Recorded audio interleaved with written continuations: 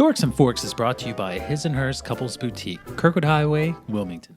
And welcome to Politics in the 302 podcast. I'm Brian Wild, your host, and sitting with me is Democratic candidate for the Delaware State House of Representatives, 27th District, Mr. Eric Morrison. Thank you for coming on to the show. Thank you for having me on. I appreciate it. Yeah, like I know you from way back. Yes. Probably Baxter's Karaoke. Yes. Wasn't that you? That was you, right? Yeah, it's been a while. That's how long, that's how far I think you and I go back. I was 12 then. I was 12.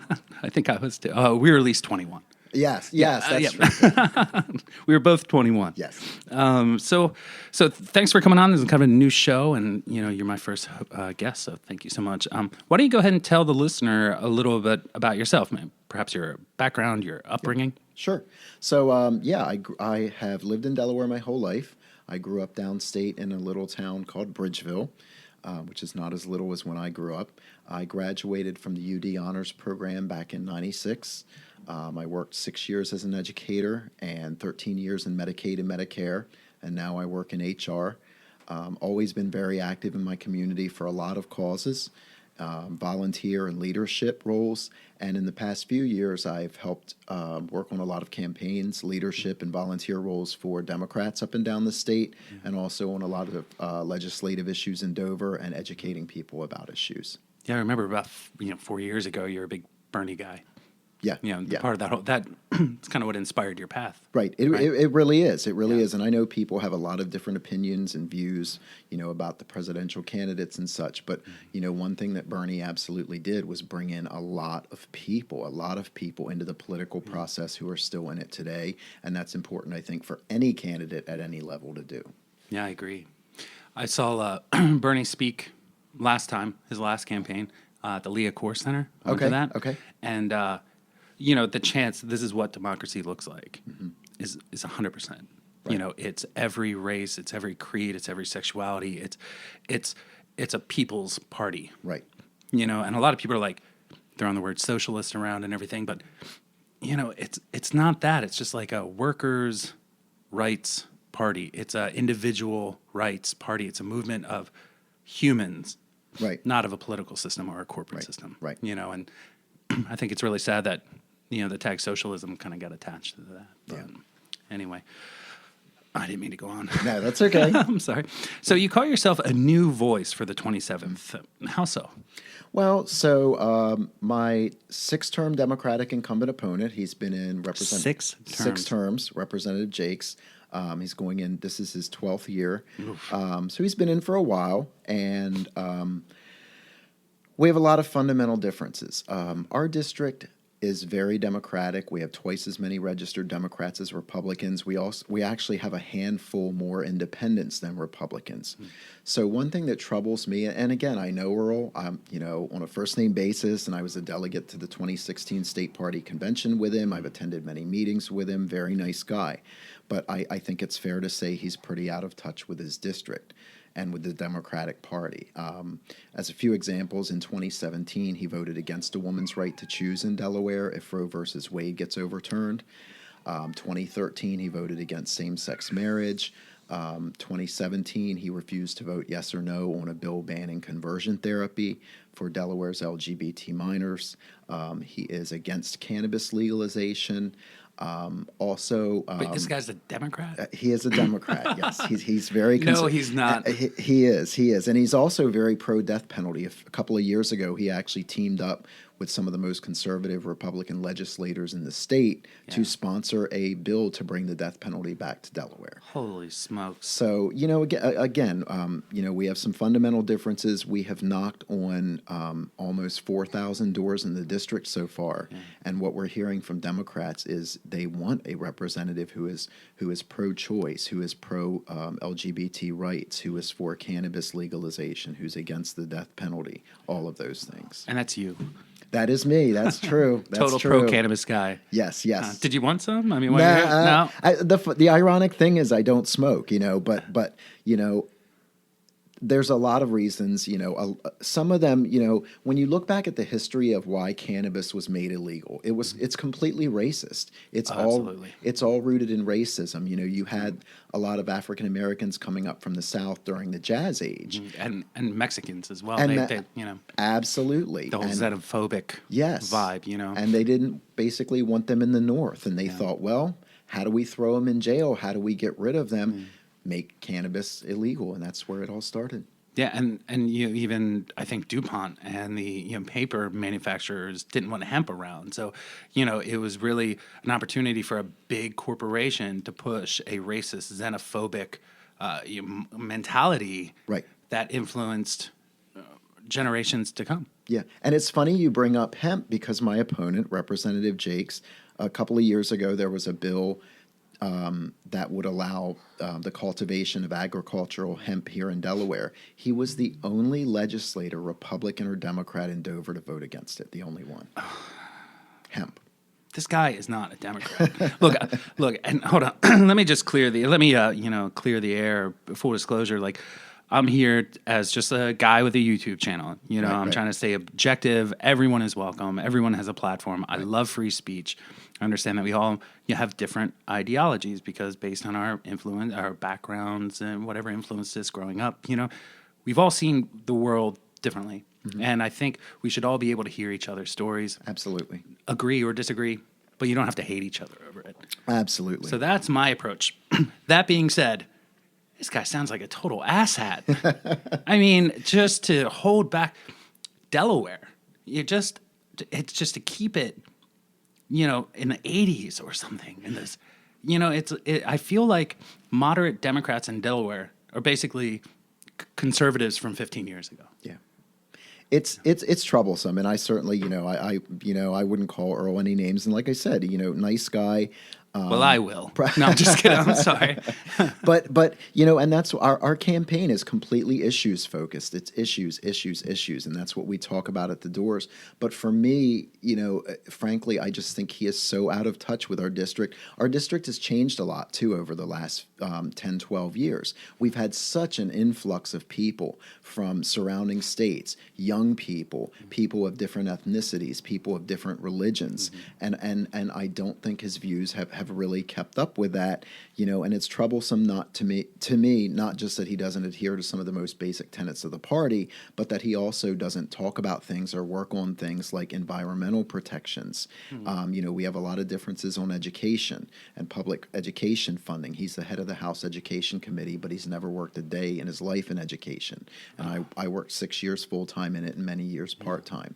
All kinds of modern ideals, you can call them progressive, modern, whatever you want to call them, but those are important too. Wow. So do you see a lot of resistance in Dover for your progressive ideas? To a degree, yes. But I think things are changing. We've really elected some great senators and representatives the last few years, especially last year. I do see things changing in Dover. And there are an unprecedented slew of progressive candidates challenging sitting incumbent Democrats this time. And I think it's wonderful. I think it's great for democracy. My opponent has run unopposed now for 10 years, except last year last time he had a libertarian challenger, but he didn't campaign or anything. So for me, it's not good for democracy for someone to run unopposed that long. Yeah, it's just like an easy paycheck for him. It's like you just kind of stay under the radar. Right. And it's just, And there's no pressure to kind of stay in touch with your constituents. Yeah, it's just a role that you play. Not a lot of people might not know about it, especially if you stay under the radar. Right. And then you could just kind of stay in it. Because it's a full-time job when you get it. It's a part-time job, in quotes. Well, even city council, I know, whatever that paid, or it's like a second job. It's like a part-time job. I'll be honest. I've been completely honest with people. I cannot pay my bills on the salary, so I will have to do something supplemental, whether I go back to tutoring or teaching, part-time, whatever I do. But, Performance. true. We'll get to that in a moment. But I said to I said, you know, at the very beginning of this, I said, I'm not going to let fear dictate my decision whether or not to run. Yeah. And this feels right, and I'm going to do it, and I'll figure out the rest later. Wow. So there's what else about your platform? What else is in your platform that people might be surprised to hear that we haven't talked about? I'm not sure about any surprises, and it's out there on our website, Eric Morrison for the 27th.com. One thing I'm passionate about as well, a couple of things. I'm passionate about criminal justice reform. There are a lot of bills up right now about it, and I'm really happy that the Attorney General has worked with legislators. Last year, they introduced a kind of a docket of 19 different bills about criminal justice reform. 11 of them passed. We're still working on the other ones. Yeah. I think cannabis legalization is a big part of that, because along with that, we have to expunge the records of folks with cannabis charges, get them out of jail, get them back to their families. Or if they're out of jail and they have it on their records and they can't find a job, we've got to get it off their records. Yeah. Another thing I'm passionate about criminal justice reform that's not been introduced or talked about in Delaware is ending solitary confinement.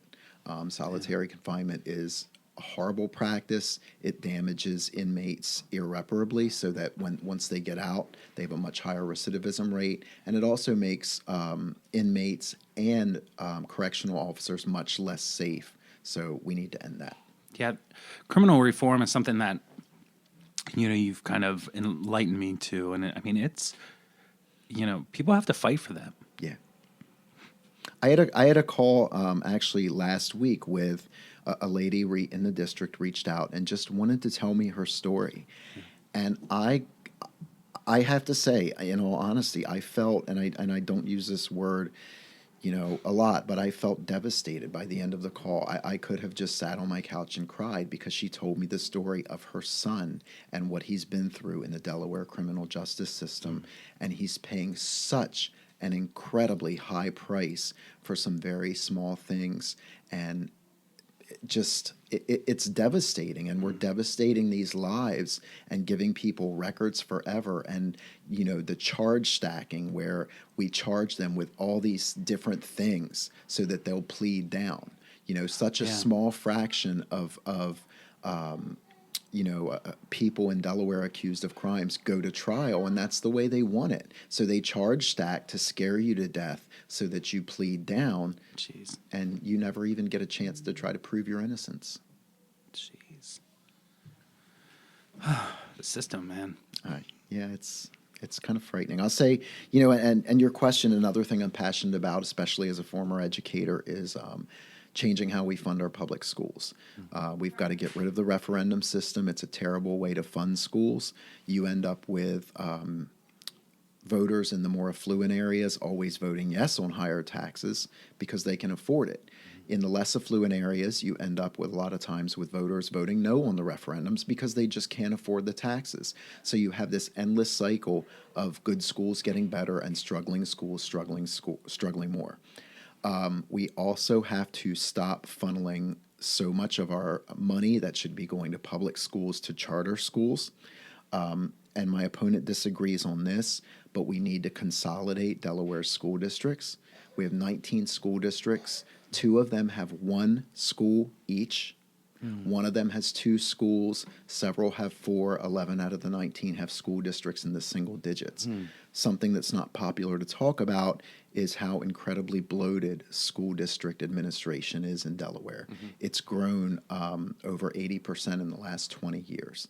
But the teachers haven't gotten paid. Absolutely. So you're saying it's a ton of kids. Yep. It's underpaid teachers. Yes. Struggling. Absolutely. And then you've got these well-paid administrative roles that exceed the population of teachers and janitors, or you know what I mean? Like, And you have administrators hiring their friends in. And, you know, I've seen this with my own eyes. And I have many friends who are teachers and former teachers who tell me these horror stories. And, you know, so we need to take that money and we need to put it towards teacher salaries and we need to put it towards students. wow. non-administrative. There should be a principal, a vice principal, a counselor, per, I don't know, every 500. When we need a lot more counselors in schools too. Yeah. Mental health for students is a very serious thing. Yeah. I'm sorry, I haven't got this puppy coming around. He's adorable. There's a puppy in the studio, and he is so cute. And I would take him home. Her name is Freya. Bye, Freya. Sorry about that. That's okay. Just puppies just come barreling in. Well, let's see. Your opponent, Earl Jakes, he kind of got in some hot water for saying something about you, criticizing you, an openly gay man, for participating in drag shows. That's, your background. You're Anita Man. Right. I love Anita Man. Thank you. She works hard for the money. She really does. No, I believe I'm quoting this correctly because I pulled it off, I think, News Journal or something, some Delaware Online thing. He said, quote, "That is so far off base for our district. It's unbelievable," Jakes told the News Journal. "You wonder what the point is. You can have fundraisers. I don't care about that. But dressing in drag? Really?" The moderate Democrat incumbent pointed to the several churches in his district. "Now, I'm not sure." I feel like I should do this like Mitch McConnell. "I'm not sure he represents the people who attend those places of religion," It's pretty good. said Jakes, who is a Christian. "If he's actually having a fundraiser in drag, I don't think those churches would endorse that." I don't know, I'm going English. "I'm just saying it's a little different, that's for sure." What a guy, what a person. And then after hearing his apology, you went on to say... Yeah. And so basically what we did, first of all, I've performed as a female impersonator for 27 years. I performed up and down the East Coast. Something I'm very proud of is that I have helped to raise many, many tens of thousands of dollars because I've done a lot of things. So for groups like AIDS Delaware, the Rainbow Chorale of Delaware, Delaware Pride, children's hospitals, all kinds, veterans, all kinds of charities. I've busted my tail for over the years as my female impersonator role. So we had a drag fundraiser, and I actually wasn't even in it, which I think he thought I was, but I wasn't. And he, took issue with it. And I was very heartened because immediately the Democratic House caucus basically issued a statement condemning what he said. They asked him to apologize. He did issue an apology, which, like I said, I appreciated. But at the same time, it doesn't change his record on LGBT equality, voting against same-sex marriage, refusing to vote yes or no on banning conversion therapy. It also bothers me that, he's kind of painting the churches, and yes, we do have churches in our district. Every district does. Yeah. But you can't paint churches with a broad brush. Yeah. There are certainly conservative churches out there. There's a lot of churches that accepted Trump. Well, true. You know what I mean? So, they're willing to, I don't know what. Right. You know what I mean? For right. I don't know who. But I have lots of friends and family who go to churches who, would never have an issue with a drag show, who don't have issues with LGBT people, who are even, pro-choice and such. Yeah. It's funny, too, because someone great who's running for the House also, Medina Anton Wilson, she used to be Earl's legislative aide, and she actually tweeted and said, of all the phone calls and all the issues I helped 27th District voters with in the time I worked with Earl, nobody ever brought up the issue of drag. So, jeez. It disappointed me that, I took the time in that News Journal article to discuss issues of importance to the district and to people, and he took the time to bash a fundraiser. And your character, and the people that you associate with, right, who are also voters and, great Americans. Right. So, we're all different. Everybody's different. Right. Everybody's an American. Yeah. You know what I'm saying? Mm-hmm. Well, so you got anything else? I think I went through all my notes. That was a great discussion. Yeah. Well, one other thing I want to point out to people is that, and a lot of people may not know, but a big part of the job of a representative is constituent services, and I'm well aware of that. So we have actually, as we started knocking doors back in July, we have actually helped over 40 people now with constituent services, before I'm even in office.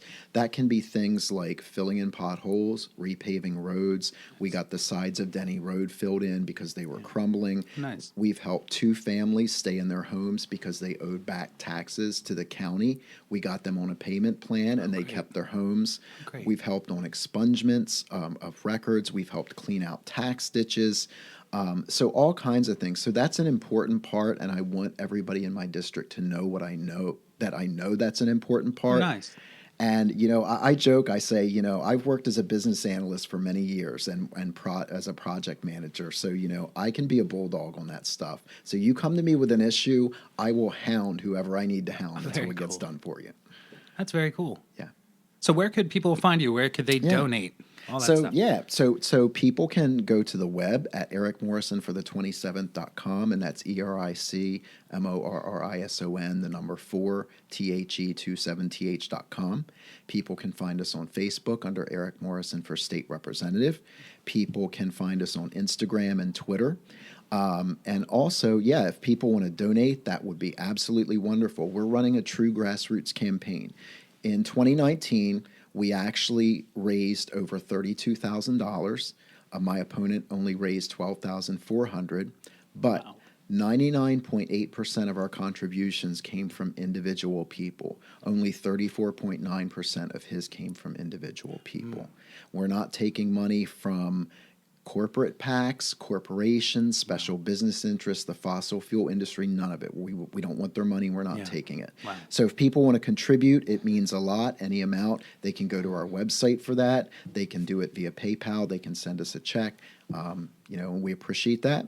And of course, if anybody wants to volunteer for our campaign, we have a lot of great volunteers. They do things like knocking doors, which we'll be doing later today, making phone calls, stuffing envelopes, attending community events with us. As it gets closer, we'll need people at the polls. We'll need people to help put out signs, so there's something for everyone. Speaking of polls, primary is in April? No, and there's a lot of confusion about that. Yeah. So the presidential primary in Delaware is in April. Okay. My primary, the state and local primaries, are actually September 15th. Cool. So you have a little more time. Yeah. Oh, So cool. it's a little confusing in Delaware. You got presidential primaries in April, local and state primaries September, and the general election in November. So a lot of elections.